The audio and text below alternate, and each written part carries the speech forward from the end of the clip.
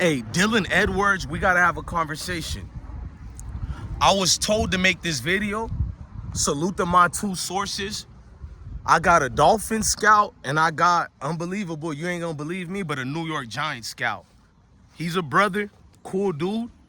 Maybe I shouldn't say he's a brother because you fact checkers are gonna try to find out who it is, but I don't wanna put their info out there like that. They didn't want it out there like that.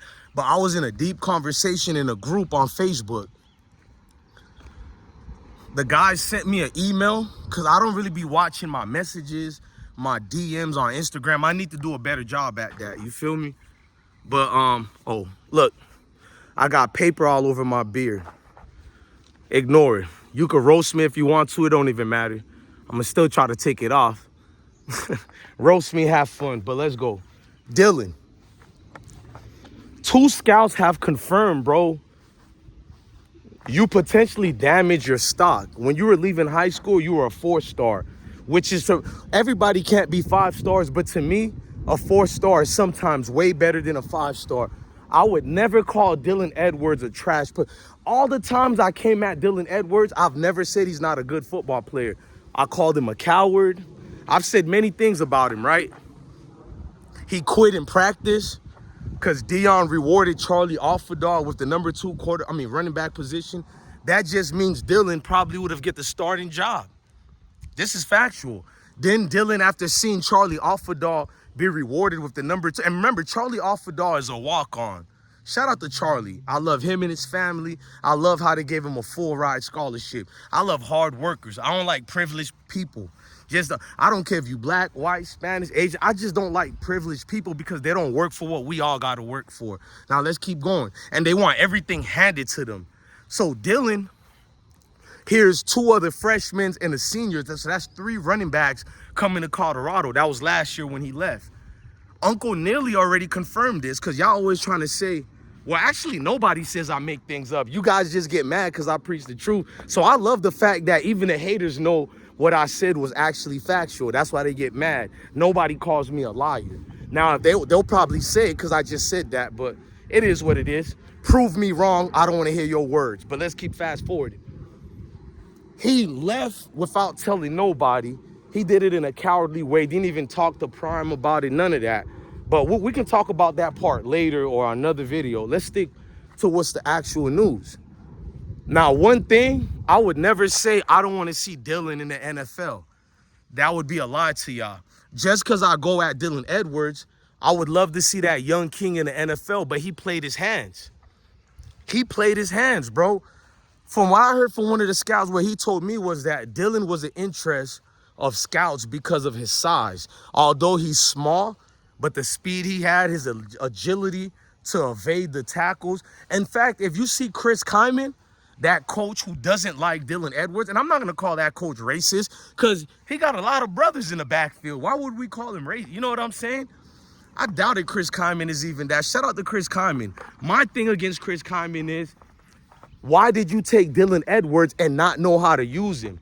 Everybody telling me Kansas State knows how to use little backs. They do. Unfortunately, Chris Kyman is not those former coaches. He loves big backs like DJ Giddens, who got drafted by Indianapolis Colts in the 5th round, which is horrible. Watch DJ Giddens be the best running back in the NFL in the next 3 years. He's definitely going to lead the rookie running backs this year. Shout out to Genty, but my bet's on DJ Giddens. I watch football. I watched all of Kansas State's games because there are in-house rivals. I pay attention to whoever's in our conference. I'm a real football supporter, bro. It's just factual. I covered every single Dylan Edwards game. If I'm a hater, why would I cover it? I really wanted to see that man do good. But Chris Kyman, he's obsessed with the big running backs, which I don't blame him. If you know how to get your stud running backs to be developed the right way, why wouldn't you go with them? He got Joe Jackson, not Michael Jackson's dad, but he was a freshman last year. He's going to be a true sophomore. Joe Jackson, and they got another stud, I forgot his name, who's 6'2", 234 pounds. They're going to take the ranks of things. You dig what I'm saying? They're about to take over. Dylan Edwards is going to be in a second year where he's going to be used minimal. This hurts your stock, guys. It doesn't hurt your stock when you transfer. What I was told by the scout was they actually like that. It means you have no fear. I think he is scared, but the scout disagreed with me. He said he didn't think Dylan Edwards was afraid of competition. I disagree with him, but it is what it is. He said Dylan doesn't get hurt leaving Colorado. What hurts him is leaving a school that had lesser talent than the team you went to and you still underperformed. And that's to Chris Kyman's fault. The games that he did use Dylan Edwards in, even though it was only for 2 plays or 3 plays, Dylan averaged 21 to 35 yards a game. For the minimal times he touched the ball, could you imagine when he actually gets the rock? So when he finally started, which came in the bowl game that didn't even matter anymore, against a lesser opponent, he broke a bowl record. Now, I did a video saying, look who you played against. And it's all right, he broke the goal record. It's still something you accomplish. But the problem was, people was like, Dylan had 395 yards for the year. He did good. First of all, prior to that bowl game, Dylan Edwards had only like 100 and something yards rushing. You feel me? Hold on, say what's up to my pit bull. Say what's up to my pit bull, man. Sebastian, we talking about Dylan Edwards right now. Touch the screen. Touch the screen, my boy. I love this dog. This is a dog, ladies and gentlemen. This is not a cat. This is a pit bull. One of the rarest, finest pit bulls you'll ever find. His name is Sebastian. I hate that his hair keeps sticking to me, but I love this pit bull. This is my dog. We adopted him from the neighborhood. He was in the backyard. He actually adopted us. He kept coming through over and over. I'm like, what's this dude's problem? My wife had a miscarriage, and we felt like God sent him to us. I ain't gonna lie to y'all. Shout out to Sebastian. It's been like a year now, I think. But this is my dog over here, man. My best friend, man. You hear it? I trust him more than any human ever. Sebastian, say what's up to the people, bro. The best pit bull in the world, dog. The best pit bull in the world. But let's keep going. Dylan Edwards had a horrible year for Kansas State. If you know, you know. If you watch football like me, you've been watching.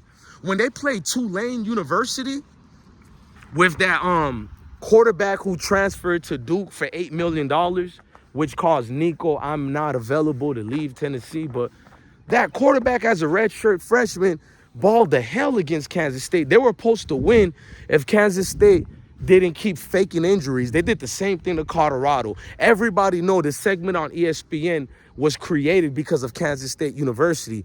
What Chris Kyman does is make his players pretend they're injured, right? So they waste time. Like when Shador was about to beat Kansas State multiple times and come back, they'll get injured. Like on one possession, Kansas State players fell on the ground 4 plays in a row. ESPN and college football and Nick Saban and everybody talking about something is going to get done. And Chris Kyman in Kansas State still was doing charades like that. Nobody said anything. That's like Avery Johnson signing autographs at halftime. Meanwhile, Shador gets criticized for having a watch on before the game. But they didn't say nothing about Avery Johnson. In fact, the announcers on ESPN were celebrating him mid-game. Oh, look at that guy. Isn't he a stud? They have a different attitude with different complexions of the protection. But anyways, rest in peace, Paul Mooney. Dylan regressed, bro. Like he reverted back to a Pop Warner football player playing against grown men, basically. And that's not the case at all. He's a skilled player, and he never developed his talent properly with Colorado. They were the best people. If you look at coaches who believed in him, it was Deion Sanders. Sean Lewis was the guy misplaying Dylan Edwards at Colorado. It wasn't Deion Sanders. Sean Lewis was our offensive coordinator. Even Deion tried to protect Dylan Edwards by demoting Sean Lewis, putting Dylan Edwards on 4th and 1 scenarios. Come on, man. What are we doing here, man? Did he convert some for Kansas State? Yeah, when the game was over already, no offense. But it would be key positions during the games that we needed to win. And here comes Sean Lewis, the trader, the agent, doing the most to sabotage our teams, bro. I still think Sean Lewis was paid to do what he did.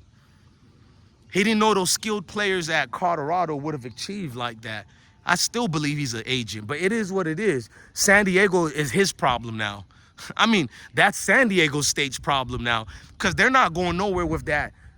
I'm gonna watch my words with the scrub coach. I'm gonna say, because I was gonna say something else, but Dylan Edwards, he didn't get an ability to show breakaway speed that he had instead of a few glimpses, which doesn't count to the NFL ranks. What the scout said was that Dylan, even if he were to go undrafted, it would probably be 2 to 3 years to even make a practice squad. You guys are gonna laugh at it and say, oh, y'all tripping. But what has Dylan done yet to be proven he could be picked up by any NFL team? I'm not even talking about the draft. I'm talking about the scout. Them two scouts told me just to be an undrafted agent. And the only reason me and them scouts became close to each other is because I was arguing with them. They were defending Dylan Edwards.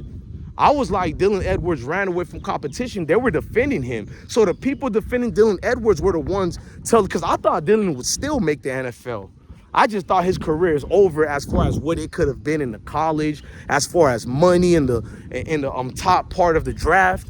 Yeah, he had a chance to be the next Reggie Bush-like type of player. Even though he's small, he moves like LaDainian Tomlinson, if you want me to be real. I'm not going to take nothing away from that young man. He moves like a smaller LaDainian Tomlinson, bro. I'm going to just keep it real with y'all. Minus the size, but he moves like that, bro. He's fast. He has a quick twitch. He has the mindset to evade the tackles, bro. He know when to turn up his speed. He's kind of like a Genty, but he doesn't stand up in the back like Genty. He lowers himself lower than other running backs before him as the starters, such as DJ Giddens, because that causes him to avoid the tackles and go right through that hole. He's not afraid of tackles, y'all. Never criticize him playing running back. It's just, how could you go on TV and criticize your coach, Shador, and you say you just wanted, they asked him why he left. He lied. Instead of admitting competition scared him away, he claimed it was because he wanted to be on a better team with better quarterback play. Everybody said, bless one, you're lying. Then I dropped the receipts. I dropped the video of this nigga saying it himself. Then I dropped another video with another interview he did trying to make it look like he talked to Shador before all this. But Shador openly admitted it. I just wished him the best because Shador didn't know anything about it. Shout out to Shador. He said he wished him the best afterwards. Shador ain't never agreed he talked to that man before he left, and y'all believed it. Shout out to Uncle Neely who confirmed everything I'm saying, bro. Y'all could yap all y'all want to. Uncle Neely was mad, and he should have been. Shout out to Uncle Neely. We all was mad, bro. Damn. Because you can tell we mad when we need a player, bro. I was mad we lost Cormani because although I criticized Cormani, no game McClain I used to say, but in the same breath, I'll be like, we needed him because he do got game. A young man like that could easily get taught by Deion Sanders. Look what we do with other teams' garbage. We turn them into diamonds. I think Cormani might have a solid year for the Gators, but unfortunately, they're under the helms of Billy Napier. And their athletic director for the University of Florida is trash. Everybody know I'm a Florida Gator supporter too, but it's been 3 years I ain't been supporting them until they get rid of Coach Billy Napier. If Coach Billy Napier was Deion, he would be fired after one season. Let's just keep it real. Let's stand up and be honest for once, bro. Mayo coaches get all the time in the world, just like Florida State coach who should have never got the job. It should have been Deion Sanders' job. But we're not going to get into that right now. He doesn't have experience. None of you Mayo coaches be having experience when you get these jobs. Knock it off, man. Knock it off, man. And if that's the case, then your jobs are easy because if Deion doesn't have experience, how did he win like that? Beating some of the greatest coaches that are supposedly the best. Matt Rule. They celebrated Matt Rule beating Deion Sanders last year. But the year before that, Deion Sanders whooped the hell out of this supposed veteran coach. What was the outrage? What was the embarrassment for Matt Rule? Right, you pick and choose. Now with Dylan Edwards, I love you, my boy, but you need a lot of help, my guy. You need a lot of help. Look, man, y'all remember this is deeper than football. It's bigger than football. Love your family. Love your kids. Definitely, truly, indeed, stay blessed.